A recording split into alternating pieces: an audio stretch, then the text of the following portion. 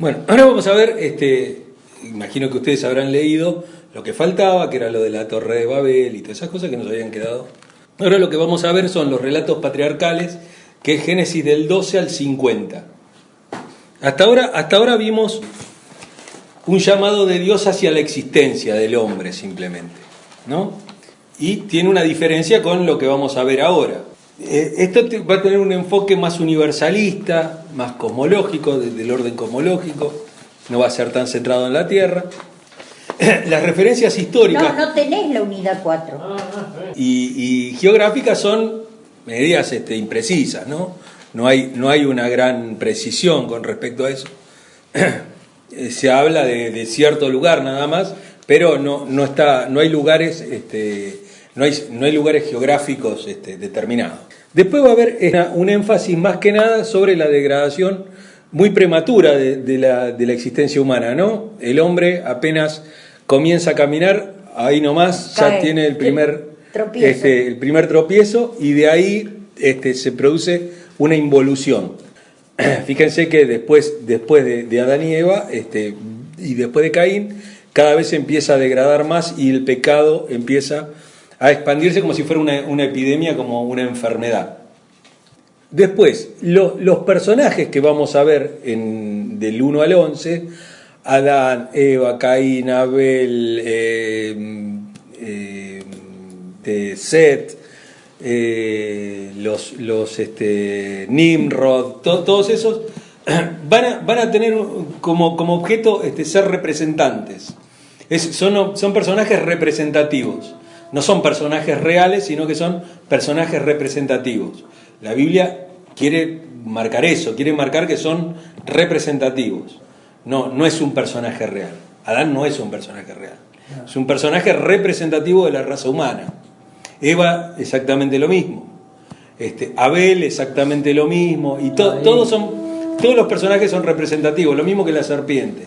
La serpiente no es el diablo, sino que está marcada más que nada como un objeto representativo del mal. ¿No es cierto? No hay, la Biblia no quiere en ningún momento ponerlos como personajes reales. La historia no fue escrita de esa manera. Y después va a haber un contraste entre la obra perfecta de Dios y lo que los hombres crean, que va a ser más que nada, sobre todo al final, cuando vemos la Torre de Babel, ¿no es cierto? Esta forma de llegar al cielo, la que da Dios y la que construyen los hombres. Y después hay las características de esto, va a ver que la acción directa de Dios sobre todo, sobre los hombres, sobre la historia. Dios es un participante muy activo en todos los acontecimientos, cosa que después va a empezar a desligarse de eso, ¿no es cierto? Ahora, de Génesis 12 en adelante, ya no vamos a tener ese llamado a la existencia, sino que vamos a tener un llamado al seguimiento. Dios ya está llamando a que lo sigan, no a que sean, sino a que lo sigan. Ya en esta segunda parte ya vamos a tener ubicaciones geográficas, históricas un poquito más precisas, si bien no es totalmente localizable ni nada, pero sí van a ser un poquito más precisas las identificaciones geográficas e históricas. Después va a haber un énfasis en la debilidad humana, pero esta debilidad humana va a estar más enfocada que nada a no poder aceptar el llamado de Dios, ¿no es cierto? Que es lo que va a pasar con Abraham, ¿no es cierto? Dios le hace un llamado a Abraham y Abraham continuamente se ve truncando las cosas que Dios quiere hacer con él, ¿no es cierto? Siempre hay algo que hace Abraham que muestra una debilidad para aceptar el llamado de Dios. Y acá, en esta segunda parte, los personajes ya son más personales. Los personajes ya tienen características personales, ya dejan de ser representativos y ya van a ser más personales. O sea, van a tener un carácter propio, van a tener una historia propia, Cosa que Adán y Eva no tienen una historia propia.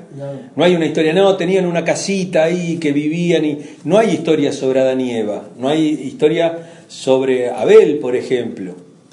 De paso, el nombre Abel deriva del nombre Hebel, que es esto, así, Hebel. Hebel. Este nombre después va a ser Abel. Hebel, sí, es el mismo que se utiliza en Eclesiastés, ¿no es cierto? Vanidad de vanidades. Es Hebel de los Hebel. Es eso.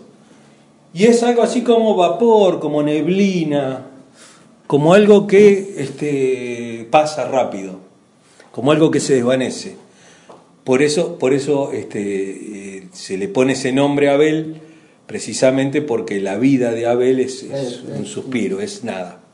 Entonces se utiliza ese nombre. Acuérdense que Eclesiastés y el libro de Génesis son más o menos de la misma época. O sea, son escritos en la misma época. ¿Noé sería el primero, digamos, que tendría una historia real, digamos?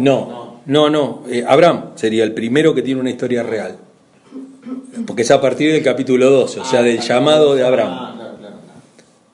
Así en ese orden va, por ejemplo, acá dice Abraham, después dice Lot, después dice Lot de vuelta. Así sería. Sí, Lot no es un patriarca. La historia de los patriarcas empieza con Abraham, pero Lot es un sobrino de Abraham. Pero no es uno de los patriarcas. Los patriarcas son Abraham y la descendencia. Abraham, Isaac, Jacob, bueno, y después va a estar José. No, pero preguntaba si era que esa etapa es la representativa, como decía. ¿De Lot? Claro. No, acá ya los personajes tienen una historia propia. Se cuenta la historia de Abraham. Del 1 al 11 es más genérico. Es más general y es lo que podríamos llamar un relato mitológico. Que la mitología no quiere decir que no haya sido verdad, sino que la mitología lo que quiere decir es que hay una historia que no se puede contar, ¿no es cierto? No, hay una historia que no se perdió. Se perdió y quedó esto. Claro. Quedó esto, quedaron estos vestigios de la historia.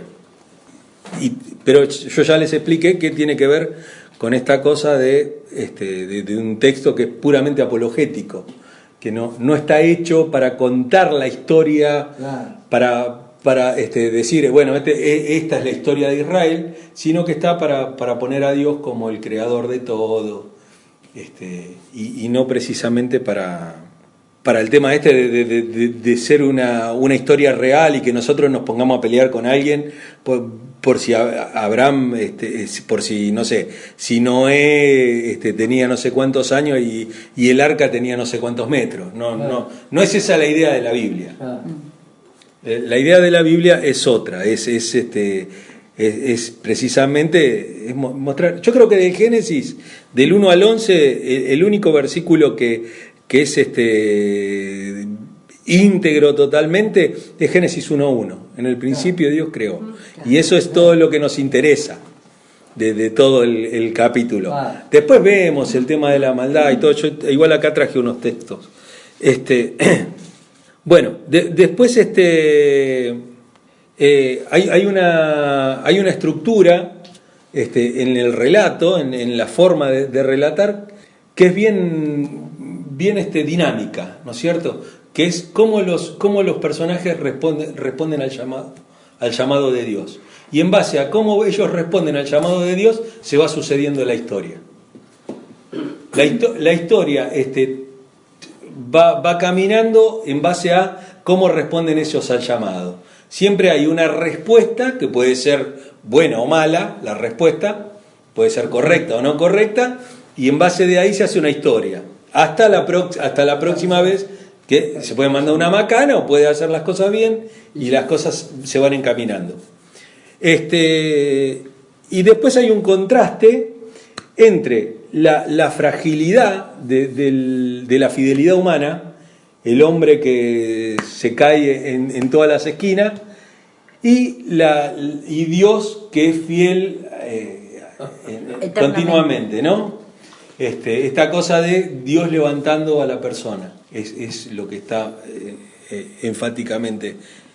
Y después hay un hilo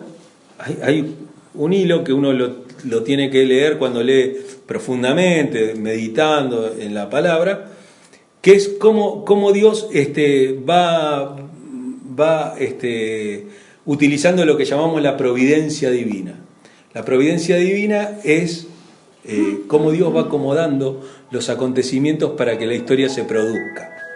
Bien, cuando dejamos el capítulo 11, al final del capítulo 11, vemos que la humanidad trata de alcanzar la gloria de Dios y tratar de parecerse a Dios, ¿no?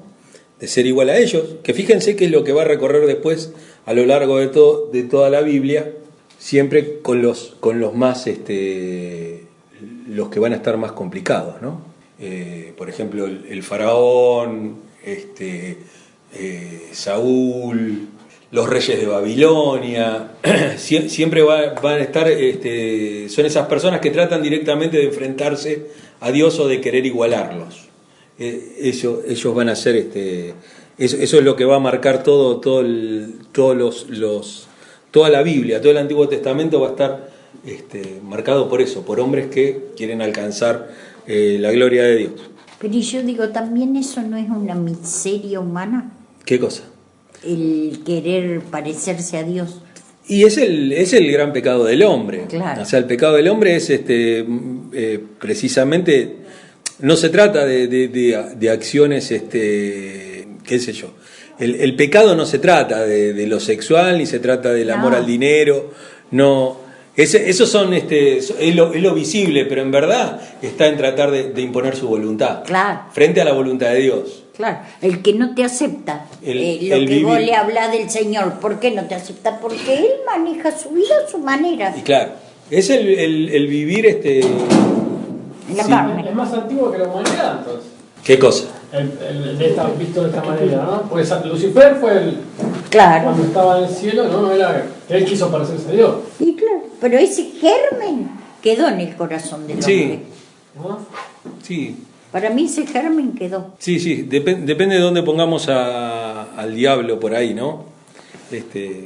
Por ejemplo, en el Ezequiel, en el rey de Tiro, Sí. con el que se compara a Ezequiel, al diablo, es un rey real, no es el diablo, es un rey real. El tema de los querubines, si quisiste ser igual, que es un rey cualquiera, como cualquiera de los reyes de la antigüedad que se declaraban dioses. Claro. Y que leímos en el capítulo 1 que el ambiente en el cual se maneja todo el Antiguo Testamento, está el palacio y el templo, claro, están muy emparentados. Claro. O sea, el rey es una representación humana de Dios. Claro. El problema es cuando se la cree. Ese es el problema, ¿no? Estaba esa cosa ahí de ser igual a Dios, y eso es lo que habla ahí en Ezequiel cuando dice tú, querubín. No, yo no me acuerdo. Pero Querubín vos, no sé cuánto. Pero vos fíjate, yo estaba pensando, ¿no?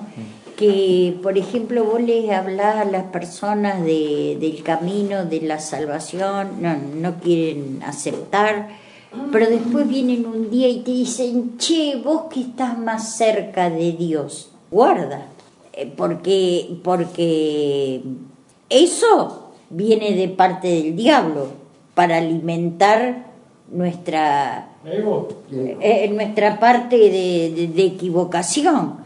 Y el otro que te dice, vos que estás más cerca de Dios, es como un emparentamiento que hace, ¿no? No sé si me explico. Sí, Beatriz, vos sabés que a mí también, o sea, laboralmente también me pasa. Vos que vas todos los domingos a la iglesia. Sí, ¿qué o me que puede- Dios te escucha, es que te vos Dios dice. te escucha. Dios escucha a todo el que se quiera acercar a Dios, ¿o no, Sí. Sergio? Pero está esa equivocación.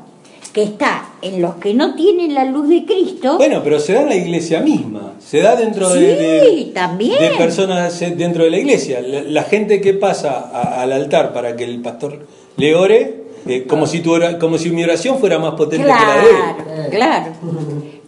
Claro, no, y es toda una trampa, porque también está el que es hijo de Dios, pero lo ganó la vanidad. No, tengo que ir a orar yo para que se sane, para que pase esto, ¿o no?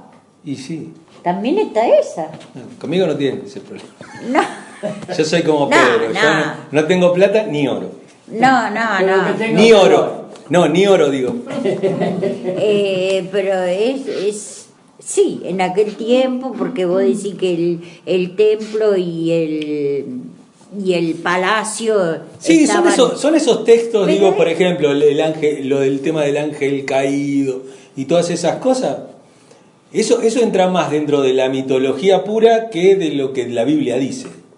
La Biblia no habla tanto de esas cosas, no habla tanto. No, Y tiene más que ver con toda la teología de la Edad Media. de lo que lo rodeaba.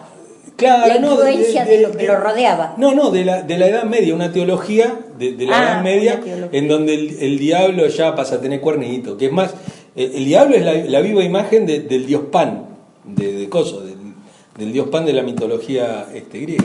Pan se escribe así. Pan, sí, el que tiene los cuernitos, tiene patitas de cabra, y tiene la flauta, es el que toca la cirila, toca. Es ese, el dios fauno. Como El fauno. Sagitario pero sin alas. El fauno que tiene ¿Cómo cuál? Como el signo de Sagitario pero sin alas. claro. Como el de las crónicas de Narnia. Claro, el fauno. Bueno, el fauno es esa la imagen que tenía, es ese dios Pan, que también estaba muy emparentado con Baco, con las bacanales y todo, que ahí se hacían las orgías y se hacía todo. O sea que el tema nunca se cortó, ni porque, o sea, ya en el Antiguo Testamento, en la Edad Antigua, siguió que hasta la Edad Media que los reyes decían que el poder venía de Dios. Sí. O sea, se cortó cuando ya no hubo más reyes. Bueno, pero hoy, por ejemplo, la reina es No, la reina o de sea, Inglaterra. sigue habiendo reyes, pero no de esa manera. pero se corona en la abadía de Westminster y la tiene que coronar el obispo de Westminster, En Inglaterra. en Inglaterra. O Sí. sea que todavía sigue existiendo ese pensamiento. Sí. El reinado es por voluntad divina. No hay un emparentamiento directo con Dios y la reina son lo mismo. Pero bueno, el rey en el caso de Inglaterra es el jefe de la iglesia, es la cabeza de la iglesia. Bien, bueno, el tema de los patriarcas. Va a haber 3 fechas distintas que puede haber sido, ¿no es cierto?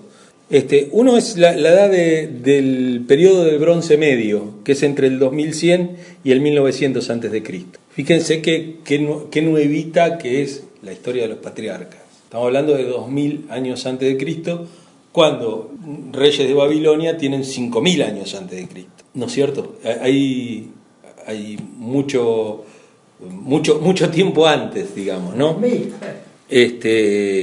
Che, Sergio, y esto en la parte occidental. ¿Cómo? En la parte occidental, pero si vamos al lejano oriente, donde está China, Más todavía. tienen 5000 años de historia. Sí, ellos sí, también. Son, más o menos, son unos 3000 años antes de Cristo, aparecen los chinos. ¡Qué barbaridad!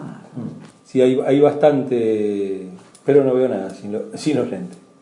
Y no los traje. Cuando habla de bronce en esa época, ¿habla de lo que hoy conocemos como la aleación o bronces para ejemplificar? No, la aleación.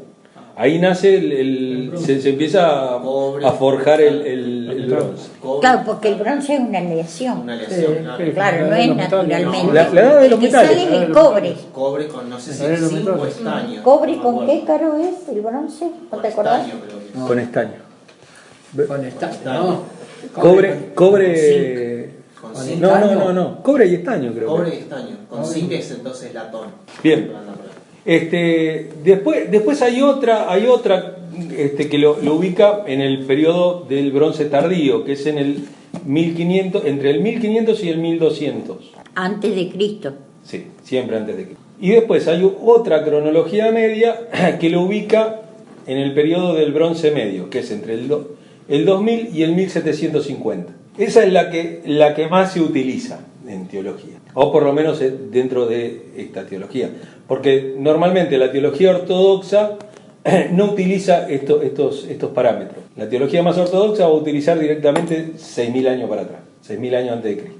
Y ahí va a poner que 6.000 años antes de Cristo es real, o sea, es la fecha real. No importa si se encontraron ciudades antes que eso, no importa, no me importa nada. En el año 6000 Dios creó el mundo, punto. El mundo no tiene más de 6000 años. Si aparecen dinosaurios antes de eso, Satanás lo puso. ¿Está? Eso es la teología ortodoxa. ¿No es cierto? El mundo se crea en 6 días, punto. No hay nada que discutir. ¿Y quiénes son los que mantienen esa teología? ¿Los judíos ortodoxos? No, los evangélicos. ¿Ah, sí? La mayoría, sí. Las iglesias, por ejemplo, todas las iglesias bautistas reformadas y todo, van a mantener eso. Van a mantener la creación de 6 días, literales. No aceptan. No son etapas, no hay evolución, no hay nada. El mundo se creó hace 6.000 años. Listo. Si no te gusta, date otra Y vez. si no te gusta, Anda que te coma el dinosaurio. Pero bueno, todos los bautistas más prominentes, todos los que veamos, qué sé yo, MacArthur, el otro, Paul Washer, todos ellos, bueno, Piper es más liberal, pero bueno, todos ellos van a mantener que la creación 6 días, y son 6.000 años, y hasta ahí nomás. Sí. Y Adán es un hombre, Eva es una mujer, y punto. La Biblia cuenta historias que son mucho más comunes, que no tienen tanto vuelo como nosotros le damos. Por ejemplo, lo que hablábamos recién del rey de Tiro, ¿no es cierto? El rey de Tiro, Satanás, es el ángel caído que no sé, que se cayó, lucero de la mañana, estrella Y era de la un mañana. tipo malo. Y era un rey, y es un rey real. Pero No, malo, no es- pero de malos sentimientos. Sí, pero era un rey, no era nada. Ahora que vino del más allá, No está hablando porque la historia de Satanás no está escrita en ningún lado. Ese es el tema. Bueno, yo me preguntaba eso cuando decían que Satanás era el que estaba a cargo de la música, por ejemplo, de las alabanzas. Yo no, o sea, no está en la Biblia. Fueron tus tamboriles, todo eso, y es el mismo texto. Oh, querubín protector, tú que habitabas en el medio. Pero está hablando de un templo. Está hablando de un templo y está hablando no el templo de Dios. Ahí no está el templo de Dios. Y cuando dice en la Biblia esa de luz, que yo tengo por ahí anotado, cuando habla de lucero de la mañana que caíste, Sí. ahí no habla de Satanás. Está hablando de un rey real. Ah, un rey real. Un rey real. Es un rey. Bueno, para Mario. O sea, Satanás no existe. No es que no existe. A ver, no, Hay una imagen, hay una imagen, pero o es no, para representar la maldad eso. Se puso... no, pero no está en esos textos. En esos textos Claro, no se refiere. está como forzado a entrar ahí, ¿viste? ¿Dónde lo metemos a Satanás? Y lo ponemos acá, porque Dios no puede ser culpable de lo bueno. Pero eso es en base a una teología muy cristiana y muy católica. Pero el bien y el mal para el judío proviene de Dios. Recibiré de Dios solamente el bien. Claro, y no el mal. No el mal. Y no el mal, Dios hace Claro. Dios para nosotros no sería un Dios justo, porque Él hace llover sobre justos e injustos. Claro. Es más, usted lo dijo en algún momento que cuando pasamos situaciones que son desfavorables, Sí. tendemos a pensar siempre que es Satanás el que está actuando y es Dios el que está actuando. Claro, O sea, puede ser que haya opresiones demoníacas, eso yo no lo niego, el mundo espiritual existe, Pablo habla sobre eso y todo, pero Pero de ahí a ver a Satanás en todos lados y a verlo como un personaje que está palo a palo con Dios, el que es cristiano es cristiano. Si vos estás endemoniado, no serás muy cristiano, que digamos, porque si en vos habita el Espíritu Santo, no puede habitar un espíritu malo. Siempre aquel que entra en el cuerpo tiene que sacar al hombre fuerte, y el hombre fuerte en este caso es el Espíritu Santo. Fíjese que muchas veces cuando visitamos alguna otra iglesia de otra denominación, parece que el culto está enfocado más en al diablo, sí. Que siempre están orando, batallando espiritualmente, Sí, echándolo sí. fuera. Parece que la reunión se concentra más bien en Satanás, ¿no? Sí, y bueno, pero si el centro del culto es Cristo. Amén. O sea, no hay lugar para andar echando fuera ni nada, no tiene eso que ver. Ni entró y ya los han echado. Claro, así no se va a convertir nunca el tipo. No, porque ¿Qué lugar tiene para el arrepentimiento, Satanás? Todos me echan la culpa a mí, ¿no? Claro, pero Sergio, también le damos mucha prensa Sí, sí. al enemigo porque no quiero hacerme cargo de las debilidades que hay en mí. No, claro, porque ¿Eh? Claro, porque somos débiles y tenemos ese germen perverso en el corazón. Hay que estudiar, como decía el pastor, los billetes verdaderos. Claro. Los falsos no, porque los falsos van cambiando, pero la verdad no cambia nunca. Bueno, ya que les está gustando este tema, vamos a leer un texto. Les voy a leer un texto con respecto a esto, después se los mando para que hagan, si quieren seguirlo leyendo y hacer. Se llama El lado oscuro de Dios, de Isabel Cabrera. Es un texto teológico, un artículo de una revista teológica. Dice: por razones literarias o teológicas, los textos religiosos y la imaginación popular se complacen en reificar las fuerzas del mal. La figura del diablo es un claro ejemplo de esta tentación. Hay quien identifica al diablo con el responsable de las catástrofes naturales. Otros, como Dafoe, lo imaginan en la cabeza de los ejércitos en medio del horror de una guerra. Muchos piensan en él como el perpetuo instigador de nuestra irremediable tendencia al pecado. El diablo instaura el caos, promueve la caída, siembra la muerte y la desesperación, nos aleja de la luz, es príncipe de las tinieblas, rey de la oscuridad. En estas páginas quisiera explorar brevemente algunos problemas relacionados con la figura del diablo dentro de la tradición judeo-cristiana. La pregunta por el estatus ontológico, lo ontológico es lo propio del ser, el ser, lo que uno es. Por el estatus ontológico del diablo no es fácil y aún provoca profundas divergencias entre teólogos y estudiosos del tema. Otorgar realidad, independencia y autonomía al representante del mal parece conducir, y de hecho condujo, agnósticos y maniqueos, a un dualismo.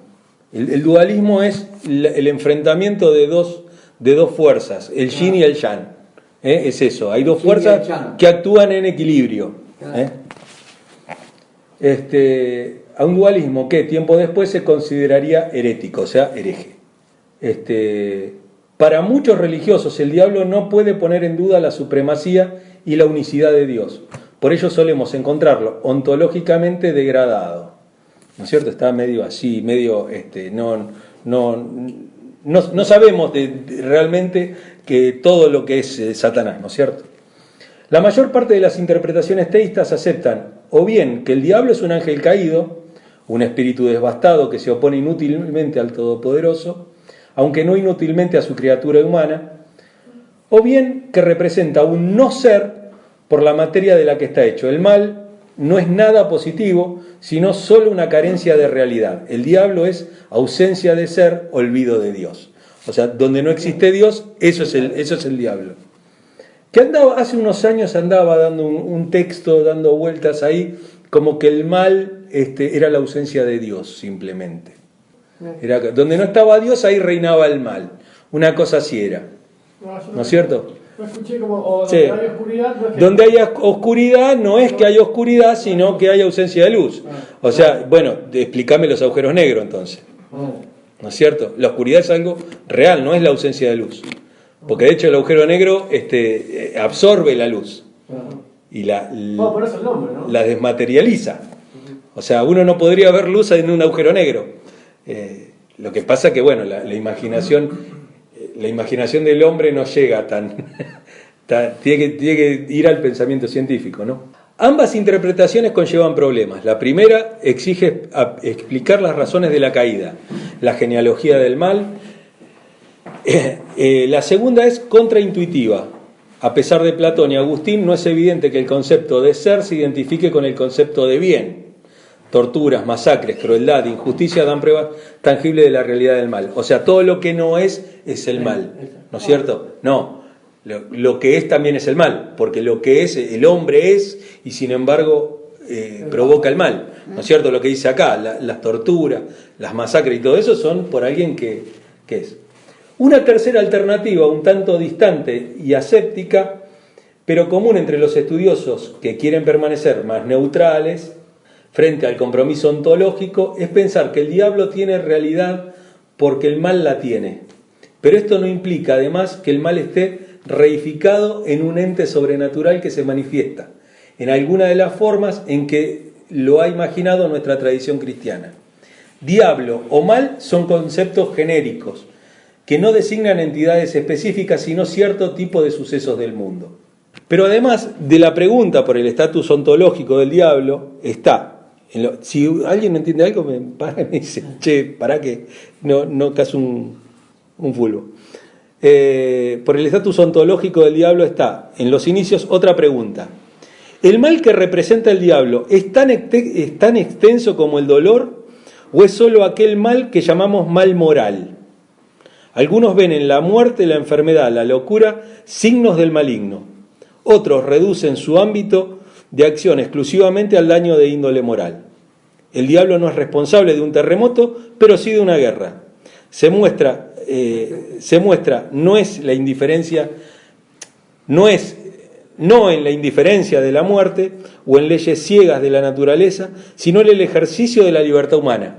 O sea, todo lo que el hombre hace cuando lo hace libre y no con las fuerzas, por ejemplo, las fuerzas de la naturaleza, como puede ser un terremoto, un huracán, ¿no es cierto? O la erupción de un volcán.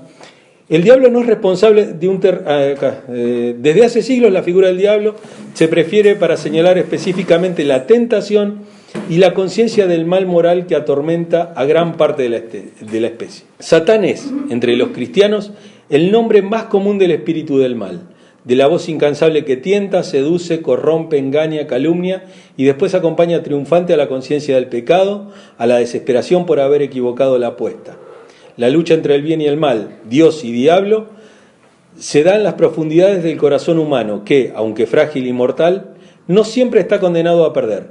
Jesús vendió a Satanás dejándonos, dicen algunos, la endeble esperanza de que venció no por ser Dios, sino a pesar de ser hombre. Hemos de convivir con nuestro impulso al mal, pero con el consuelo de la libertad. Según ciertas versiones, adquirimos conciencias de nuestra libertad, en tanto no sabemos capaces del pecado, en tanto podemos elegir entre el bien y el mal, entre Dios y el diablo.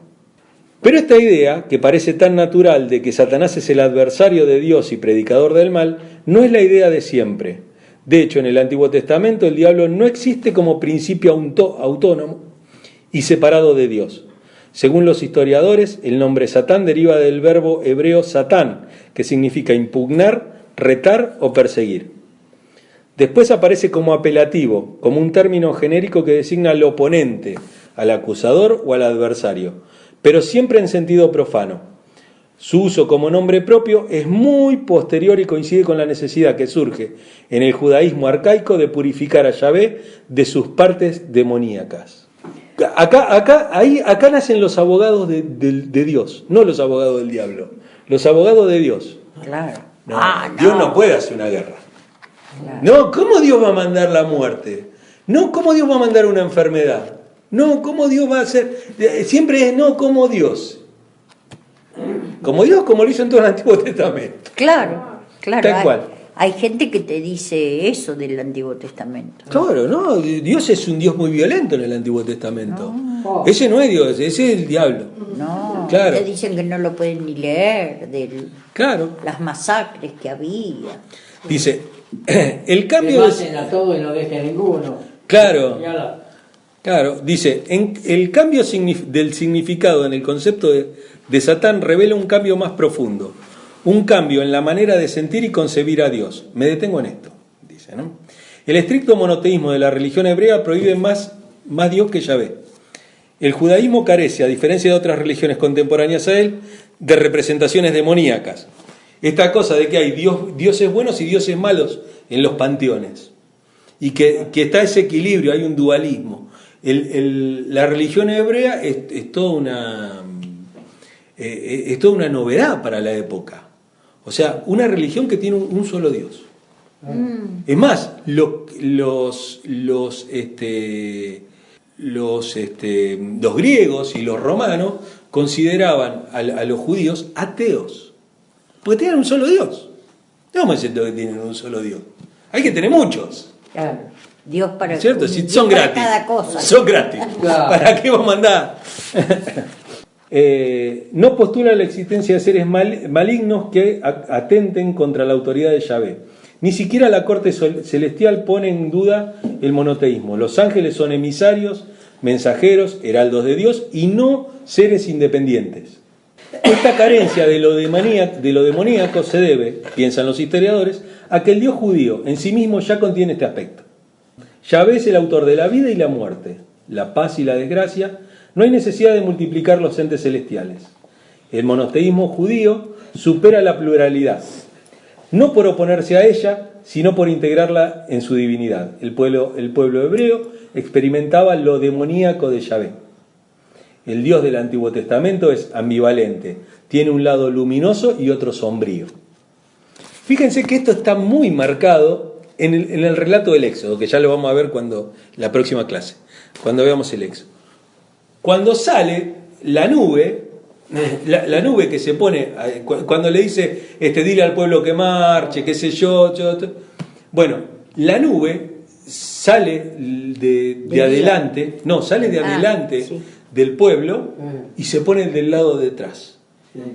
Del lado que lo ven los hebreos, era una nube que daba sombra de día. Y del otro lado era fuego, era aterrorizante. O sea, y ahí se ve esta cosa de la doble naturaleza de Dios, ¿no? Yahvé es un Dios irascible que, arrepentido de creer al hombre, envía un diluvio que destruye ciudades frente a los ojos de Abraham, que exige el sacrificio de Isaac, que hiere a Jacob, que intenta matar a Moisés mientras duerme, que atormenta a Job. Pocos entre sus elegidos se precian de una conducta intachable y ninguno goza de mucha paz. Sus vidas son duras y espinosas aunque Yahvé los guía. También los circunda, los acosa y los atormenta. El Dios del Antiguo Testamento no se somete a reglas, no ofrece garantías morales, es impredecible. La ley que hereda a su pueblo abunda en preceptos rituales y no concede especial importancia a la moral. Los antiguos hebreos se dirigen a la deidad con un lenguaje hecho de gestos, cifras, costumbres y oraciones. La cólera de Dios se enciende a veces con razón y otras sin ella. A veces es expresión de castigo. Yahvé se enoja con quien desobedece su ley. Otras veces es arbitrario, o cuanto menos quien la padece la vive como arbitraria. Kierkegaard ha imaginado a Abraham debatiéndose por ser fiel a un Dios. El texto que yo no sé si los pasé, se los pasé al final. El de Temor y Temblor. Ha imaginado a Abraham debatiéndose por ser fiel a su Dios, a un Dios que no comprende, y cualquiera que se asome al libro de Job se estremecerá con sus lamentos. Rudolf Otto sugiere que, en este contexto, los términos de cólera o ira divina no designan afectos de Dios, sino maneras de vivir y experimentar su presencia.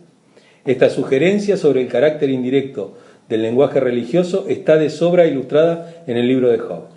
Si recordamos la historia, comienza cuando Satán, que es nombrado en el texto Hijo de Dios, expresa en los cielos, dudas sobre el desinterés de la fe de Job, Quizás Job ama a Dios porque Dios lo protege o porque se ajusta a sus expectativas morales. Para dirimir esta duda, Yahvé muestra su lado oscuro y Job, que nada sabe de cuanto sucede en los cielos, atribuye su desgracia a Dios. Su experiencia le revela un Dios injusto que lo atormenta sin motivo. La situación de Job es muy similar a la de Abraham. Ambos son sometidos a pruebas sobre el desinterés y la fuerza de su fe. Según Maimónides, estas pruebas tienen por objeto dejar un testimonio a los hombres y a las naciones de hasta dónde puede llegar la fidelidad y el temor a Dios. Que Dios sepa significa que los hombres sepan. Dios pone al hombre en situaciones extremas para heredar al mundo ejemplos paradigmáticos de una actitud específicamente religiosa. Tanto Job como Abraham son tentados para convertirse en símbolos de una entrega desinteresada a Dios. Ambos echan una luz oblicua sobre el significado de la fe. Pero cuando Dios empuja a Job a la desesperación para convertirlo después en un santo, el varón de Uz desconoce estas intenciones. Él solo sabe que se le desprecia y arrincona sin motivo.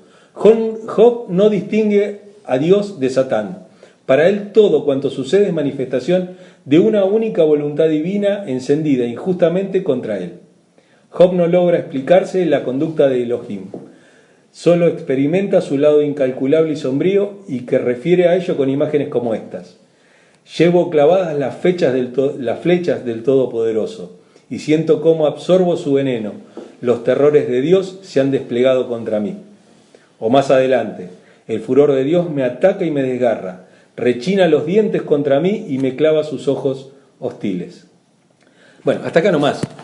Quiero que vean, que vean este texto, cómo trata con. No se acerca al texto desde el cristianismo, se acerca al texto desde el Antiguo Testamento. Lo toma como si fuera un judío que no conoce todo esto. Ay, porque Dios es amor. No conoce todo eso. Conoce lo que Dios es. Después en los textos siguientes, como en los textos proféticos y todo eso, Dios va a empezar a adquirir una imagen un poco más paternalista, una imagen de esposo, una imagen de cuidador, de pastor y todas esas cosas. Pero en estos textos, Dios tiene un lado sombrío, tiene un lado muy oscuro.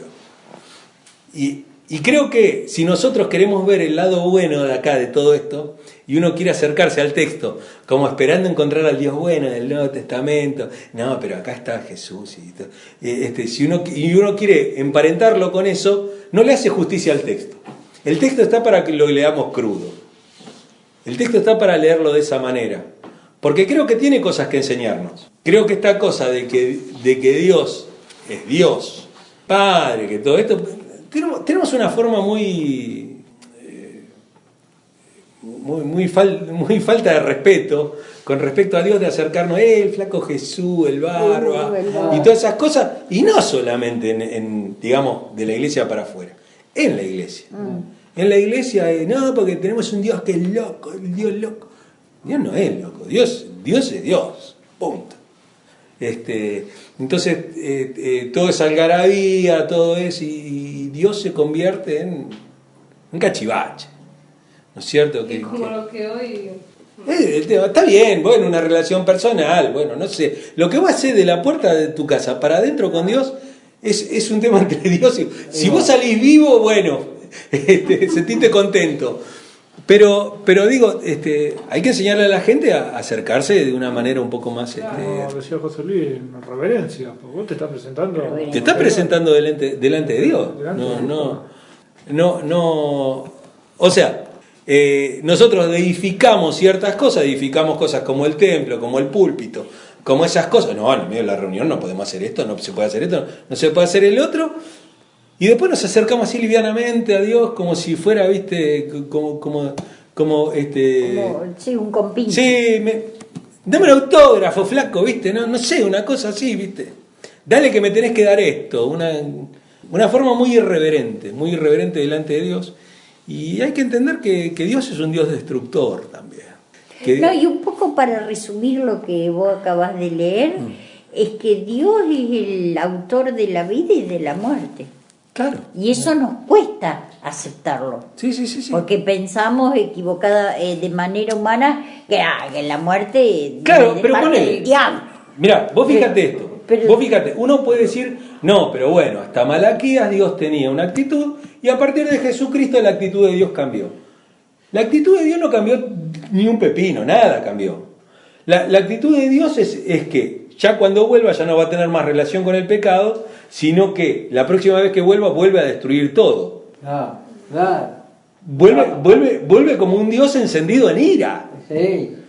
¿No es cierto? O sea, guerras, muerte por enfermedades, llagas, tumores, ¿viste? Manda la bola de fuego para que... Claro. queda O sea, más- el que lea el Apocalipsis no se puede hacer el tonto diciendo, ay, no, No. porque Dios es amor, ¿viste? No te podés poner de esa manera. Digo, si uno lee la Biblia como lo que es, como todo un libro, uno tiene que entender esas cosas, tiene que entender que Dios actúa de una forma en Jesucristo y muestra ese rostro de bondad y todo eso, pero también el del juicio. Lo mismo pasa cuando predicamos el Evangelio, porque normalmente se enseñó la corriente de que Dios te ama y tiene 1000 planes hermosos para tu vida, y a partir de eso creamos un falso evangelio, me parece, ¿no? Pero O vos sea, hablamos mucho todo del amor de Dios, que es cierto, pero omitimos La justicia, de Dios. claro. Y eso pasa en el evangelismo. Lo que dice acá, después terminen lo de leer, yo se los paso ahora por mail. Pero ¿cómo a una persona inconversa cómo le predica a decir Dios es un Dios que imparte justicia? Pero Dios es un Dios justo. Vos Es tenés un que, Dios justo. Si vos le decís que todo eso, se cree que cuando viene al Evangelio todo le va a salir redondito, y no es así. Por eso, Pero no, vos se lo tenés que decir. más vale, yo tengo que Antes. explicar las dos caras de la moneda. Si no, que vos digas amor, es bonito, entonces voy ahí. Y después cuando el primer problema que tiene, Claro, pero- se va. No sé cómo, si antes estaba mejor que yendo al Evangelio. Bueno, este es el Dios que adoramos, ¿no? Es un Dios complicado, es un Dios complejo. Complejo, más que complicado, me parece que es complejo. El domingo arranca sin mí. ¿Eh? El domingo arranca sin mí, A mí lo que me gusta de todo esto es que no soy un gran lector de la Biblia, pero, o sea, se me está cayendo todo lo poco que he leído. No, a mí me gusta patear el tablero. A mí me gusta patear el tablero, yo soy así ya. Pero no lo hago desde el púlpito. Digo, se supone que este es un lugar donde hay alguien que se quiere interesar un poco más por la Biblia. Seguro. Si no, vengan a las 6 de la tarde. Sí. ¿Pero vos leíste los apuntes? Estoy en eso. Tenés que leer los No, pero se me apuntes. está cayendo, lo digo en el Estaba sentido, leyendo. no que no me gusta, sino que se me está ampliando la visión cuando... Es que uno se acerca a un Dios más real. Cuando hablamos la otra vez de Adán, no es Adán, es una figura. Bueno, pero hay gente que vos le sacás eso. Nunca lo pensé eso. Hay gente que vos le contás eso y automáticamente dice, entonces me mintieron, la Biblia no dice eso, y se pone. O hay alguno que te dice, no, este pastor está enseñando cualquier cosa. Está bien, qué sé yo. Yo la pienso de esta manera. Vos querés pensar que la Biblia en 6 días, y bueno, está bárbaro, qué sé yo. No te puedo decir nada, pero entre que de mí dependa, yo voy a tratar de que la gente se acerque a la Biblia lo más real posible. Porque si esto se transforma en un cuento de hadas, donde todo es maravilloso y todo, la vida no es así. La vida precisamente es todo lo contrario. Hay que trabajar. Sacando que esta noche no voy a dormir. La- O sea, ¿Por qué no puedo dormir? ¿Por qué? ¿sabes el lío que No, tiene? pero no te preocupes. No, igual que tengo que Prepará el acordar. risotto y estamos. Eso es lo que yo el otro día le explicaba a Sara, no sé si fue lo correcto. O sea, Adán fue la raza humana. Sí, Hay miles de sí. hombres, pero se llaman Adán. Y un montón de mujeres, Eva. Claro. Sí. Claro, nada más. Entonces está bien lo que Sí. explicar. Y es mejor el primer texto que el segundo.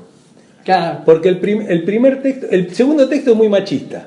El primer texto, como al ser más general, cuando dice varón y hembra los creó, Sí. Ahí está. ya deja de poner a Eva como la Dulcinea. claro, La segundona, va. la segundona o la que armó todo el despiole. Sino que realmente varón y hembra los creó, y eso es lo único que dice Dios. Porque fíjense que incluso hasta en los conceptos, ¿no es cierto? Hasta psicológicos, de la psicología más antigua, la mujer es un ser mutilado, Un ¿no es cero cierto? de izquierda. Claro, bueno, ustedes fíjense, no sé si vieron los símbolos, ¿no? Sí. Del hombre, ¿no es cierto? Así, y de la mujer, ¿no Sí. es cierto? Bueno, la mujer es un ser mutilado. Sí. Eso es. Ah. Esto es un símbolo totalmente fálico.